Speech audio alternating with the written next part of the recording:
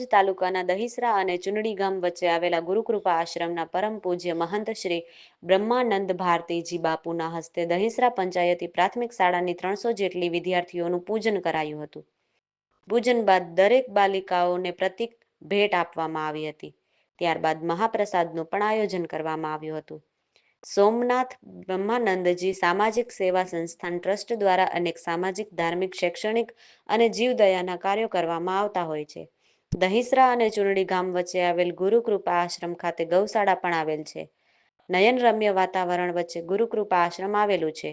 ગુરુકૃપા આશ્રમના પરમ પૂજ્ય મહંત શ્રી બ્રહ્માનંદ ભારતીજી બાપુના શિષ્ય વિજયભાઈ ગઢવી, એડવોકેટ ધવલ ગઢવી અને ચારણ સમાજના આગેવાન લખમણભાઈ ગઢવી એ ટ્રસ્ટ અને ગુરુકૃપા આશ્રમનો પરિચય આપ્યો હતો. હાલાપર ગામના ભરતભાઈ ગઢવી, પુનસીભાઈ ગઢવી, વિરમભાઈ ગઢવી, ભાવેશભાઈ ગઢવી વગેરે સેવા કાર્યોમાં જોડાયા હતા. પરમ પૂજ્ય મહંત બ્રહ્માનંદ ભારતી બાપુએ સૌને આશીષ આપ્યા હતા. દહીસરા પંચાયતી પ્રાથમિક શાળાના આચાર્ય મામદભાઈ અને સ્ટાફના કર્મીઓએ પરમ પૂજ્ય મહંત શ્રી બ્રહ્માનંદ ભારતીજી બાપુના આશીષ મેળવ્યા હતા અને આભાર માન્યો હતો. પ્રથમ કહું તો ભારતની ભૂમિ સંતો અને સુરાઓની ભૂમિ છે. ખરેખર જો સનાતન ધર્મને ટકાવી રાખવામાં ભગવાધારીઓની બહુ મોટી ભૂમિકા હોય છે. દહીસરા અને ચુનડી ગામની વચ્ચે ટેકરી ઉપર સુંદર મજાનો અને ભારતીય આશ્રમ કહી શકાય. અહીંયાના મંત શ્રી બ્રહ્માનંદ બાપુ ભારતીજી આપને માહિતી આપી દઉં કે 8 થી 9 વર્ષની ઉંમરમાં ભક્તિમાં લીન થયા. એમને ભક્તિ લાગી અને ધર્મની સેવા કરવા માટે એમણે ભગવા ધારણ કર્યા. ગુજરાત અને ભારતમાં જ્યાં હિન્દી બોલાય છે ત્યાં સૌને ખબર છે એમના ગુરુ શ્રી પ્રેમ ભારતી મહારાજ એક વિભૂતિ હતા, એક બહુ મોટી મૂર્તિ હતા. એમના શિષ્ય બન્યા છે અને ભીમદેવળ પ્રાચીમાં ઘણી જગ્યાએ ઓછું દેખાય છે, પણ જે સંતોને કર્મ કરવાનું હોય ભીમદેવળ ખાતે પ્રાથમિક શાળા ચલાવે છે. બહુ જ જેને કહેવાય કે એક નાનકડી રકમમાં બાળકોને, જે હજી પણ છેવાડાના લોકો હજી પણ પોતાના બાળકોને સારું સંસ્કારવાળું શિક્ષણ નથી આપી શકતા, એમના માટે શુલ્ક બહુ નાની રકમમાં તેઓ ત્યાં એક શાળા ચાલુ કરેલ છે. વર્ષોથી ત્યાં શાળા ચાલે છે. માત્ર એક નાની રકમમાં ત્યાં શિક્ષણની સાથે સંસ્કાર પણ આપવામાં આવે છે. ત્યાં મોટી ગૌશાળા છે. અહીંયા દહીસરા અને પોનડી વચ્ચે પાંજરાપોળ ચલાવે છે, જાનવરોની સેવા કરે છે. અને આગામી રીતે આપને એક જાણ કરી દઉં કે ચોટીલા ડુંગર જ્યાં શક્તિના સ્થાન છે એના સાનિધ્યમાં એક અનાથ આશ્રમનું આયોજન બાપુ કરી રહ્યા છે.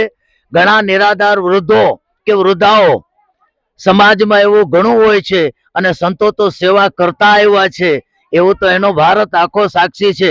તો આગામી આયોજન ચોટીલા ખાતે અનાથ આશ્રમ બનાવવાનો અને ગૌશાળા બનાવવાનો છે. હવે આજની વાત કરીએ તો હિન્દુ ધર્મનો પવિત્રમાં પવિત્ર માસ શ્રાવણ માસ.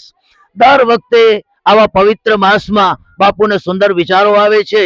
એના અંતર્ગત વિચારો આવ્યો કે બાલિકા ભોજન આજુબાજુના ગામડાઓની અને મોટી શાળાઓની બાળાને સંખ્યાબંધ રીતે અહીંયા પ્રેમથી જમાડી અને એમને ગમતી ગિફ્ટો, બાળકને શું ગમે, કા રમકડા ગમે, કા ચોકલેટ જેવી મીઠાઈઓ ગમે, કા પછી પોતાના ભણતર માટે ઉપયોગી વસ્તુઓ. તો આજે બાપુએ નિર્ણય કર્યો કે એમને ભણતરમાં ઉપયોગી આવે વસ્તુઓ પ્રેઝન્ટ ભેટ આપેલ છે. મારું નામ વિજય ગઢવી છે અને હું વર્ષોથી બાપુ સાથે જ જોડાયેલો છું અને એમના જ સંતાન તરીકે હું બધું કાર્ય કરું છું. આજે દહીસરા મધ્યની પ્રાથમિક શાળાની બાળકાઓ જે આદશક્તિના સ્વરૂપ કહેવાય, એમને આજે પ્રસાદી રૂપે આપણે એમને અહીંયા આમંત્રણ આપ્યું છે અને આજે 300 જેવી હાજરી બાળકોની છે. અને આપણું સેવા કાર્ય કામ છે જે નાનપણથી બાપુ પોતાના યુવાન અવસ્થાથી સ્કૂલ તથા છાત્રાલય નિસ્વાર્થ ભાવે ચલાવે છે, તથા ગૌશાળા, પાંજરાપોળ તથા આના નિરાધાર કોઈ પણ વ્યક્તિ હોય એમને પણ રાખે છે. અને આગામી વર્ષોમાં આપણે ચોટીલા મધ્યે એક વૃદ્ધાશ્રમ અને અનાથ આશ્રમનું નિર્માણ કરી રહ્યા છીએ, જે એક બાપુના આશીર્વાદ અને માર્ગદર્શન હેઠળ ચાલુ રહેશે. મારું નામ મનોજભાઈ જોશી, શ્રી દહીસરા કન્યા શાળાના મદદનીશ શિક્ષક. અમે જ્યારે કેટલા ટાઈમથી આ છોકરીઓને વનભોજન વિશે વિચારતા હતા ત્યારે અમને બાપુના સંપર્ક સેતુ એવા કિશોરભાઈ પટણીએ કીધું કે સાહેબ જો વનભોજનની જરૂર હોય તો હું બાપુને વાત કરું, અને અમારા માધ્યમ રૂપે એમણે આ બાપુને વાત કરી કે દીકરીઓને વનભોજન આ કરાવવું છે. તો અમારી જે અપેક્ષા હતી એનાથી પણ વધારે અમને બાપુનો સહયોગ સાંપડ્યો કે બાપુએ કીધું કે આપણે વનભોજન નહીં પણ આપણે દીકરીઓને કાંઈક પ્રેઝન્ટ આપીએ, શિક્ષકોને શાળાને કાંઈક હેલ્પફુલ પ્રેઝન્ટ આપીએ શિક્ષકોને પણ. તો આવો બાપુનો જે ભાવ હતો એ જોઈને ખરેખર અમે, હું અને મારા આચાર્ય જ્યારે અહીંયા આવ્યા ત્યારે ગદગદિત થઈ ગયા. અને લગભગ બાપુ 12-13 વર્ષથી અહીંયા સ્થાયી છે અને અલગ અલગ આવી કેટલી પ્રવૃત્તિઓ આ બ્રહ્માનંદ ભારતી સંચાલિત ટ્રસ્ટ દ્વારા થઈ રહી છે. તો એમાં આજે અમારા પણ સદભાગ્ય કે અમને આજે મોકો મળ્યો, અમને પણ આ જે બાપુનું આમંત્રણ અમે સ્વીકાર્યું અને અમને પણ આ દીકરીઓ આજે વનભોજન માટે આવી અને ખૂબ જ આનંદ થયો. અને અમે એવી રિક્વેસ્ટ કરી છે કે ભાઈ જ્યારે જ્યારે અમને કન્યા શાળામાં જરૂર હોય તો હવે વિના સંકોચે, બાપુ અમારા એક પરિવારના સભ્ય જ બની ગયા છે અને એમની સાથે સતત અંતેવાસી તરીકે એવા રહેતા વિજયભાઈ જે પણ અમને આજે પારિવારિક ભાવના જ એમના પ્રત્યે પણ રહી છે. તો હવે અમે નિસંકોચપણે બાપુને કાંઈ પણ માગવું હોય તો અમે માગી શકશું. અને બાપુ માટે એક જ શેર કહી અને છેલ્લે મારે હું આ વક્તવ્ય પૂરું કરીશ કે બડા બડાઈ ના કરે બડા ન બોલે બોલ, બડા બડાઈ ના કરે બડા ન બોલે બોલ, હીરા મુખ સે ના કહે લાખ અમારા મોલ.